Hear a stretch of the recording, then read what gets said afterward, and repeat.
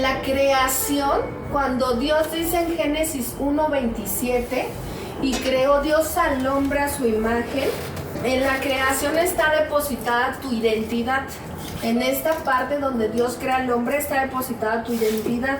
Cuando dice a imagen suya y a semejanza de Dios, está depositando también tus dones, que están enraizados en tu identidad que Dios te proporcionó en tu creación, en Génesis 1:27. En la formación, cuando forma, en lo que dice forma, es completamente distinto. La forma, si tú vieras como una plastilina o algo así, formar ya está haciendo otra parte. La forma es el moldeado de tu carácter. Es cuando Dios moldea tu carácter, cuando Dios tiene que moldear tus pensamientos, cuando Dios tiene que moldear tus intenciones, que es lo más profundo, incluso cuando Dios tiene que moldear tu voluntad. Todo esto Dios lo tiene que moldear para que tus comportamientos cambien según lo que Dios quiere que tú hagas en la tierra. Ahora vamos a definir que hay dos diferentes tipos de procesos. El proceso que tiene que ver por obediencia y el proceso que tiene que ir o que se ve que es por desobediencia. Hay gente que la está pasando mal porque está en un proceso de obediencia. Como José, ya lo metieron a la cisterna, lo vendieron como esclavo, ya estaba siendo un esclavo y de repente una mujer se le lanza a los brazos y lo meten a la cárcel, ¿no? Pareciera que era el proceso que tenía que vivir. Mientras que del otro lado hay otras personas que están viéndose mal o que están mal, por así decirlo, o lo están viendo negro o oscuro por un proceso que tiene que ver por desobediencia.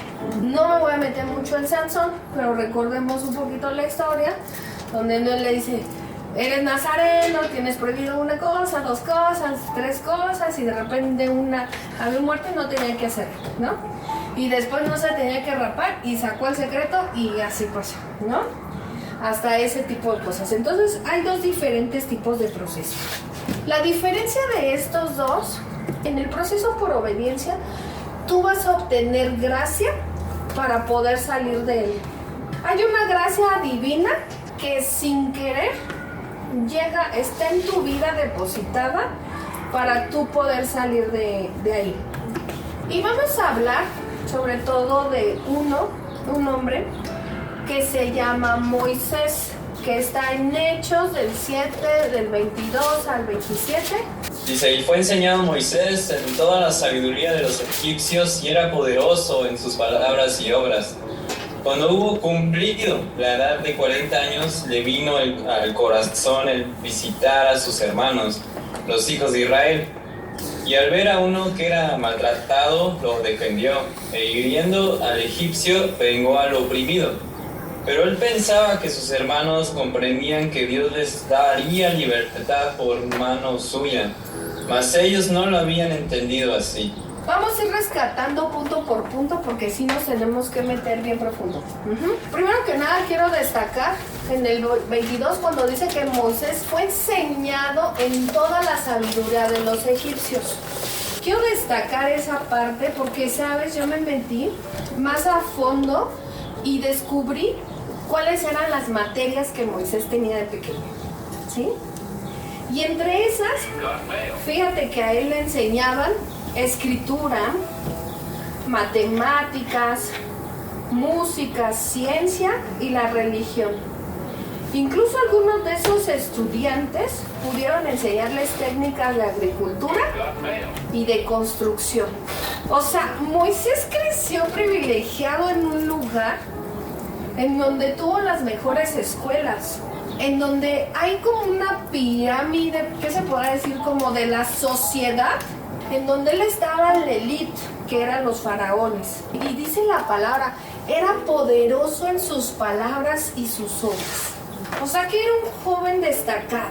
Yo no sé por qué él le dice que no sabe hablar, si aquí dice, ¿no?, que era muy bueno hablando y en las obras que él hacía. Ahora, esta es la primera cosa que quiero destacar. La otra es que dice, cuando él cumple 40 años, o sea, aunque tú no hayas tenido encuentros con Dios, Dios ya depositó en ti el propósito. Y él, a sus 40 años, se le despertó el propósito, por decirlo así. Emanó de su corazón y le vino al corazón el visitar a sus hermanos. Le emerge el propósito del corazón y avanza a visitar a sus hermanos. Eso es lo segundo que quiero que observes. No solamente hace lo que un hijo adoptivo hace, buscar sus orígenes, sino el propósito le llama. Pero él pensaba en el 25 que sus hermanos comprendían que Dios les daría libertad por mano suya. Más ellos no lo habían entendido de esa forma. Porque es como si tú cuando tienes tu propósito, va a haber veces que tú lo vas a emerger sin querer. Porque te va a salir de lo que Dios depositó en ti, te va a salir, por decirlo así. Ajá. Y tú vas a tratar de ver cómo de repente lo haces, ¿no? Y tú, en tu pensamiento sí está que tú piensas que la libertad va a ser por mano tuya. Incluso pueden ser estos ejemplos de repente de tu niñez, en donde las injusticias nada más no se te daban y a fuerzas te ponías como Moisés a querer romper a los demás. Pero es porque el propósito se te activa.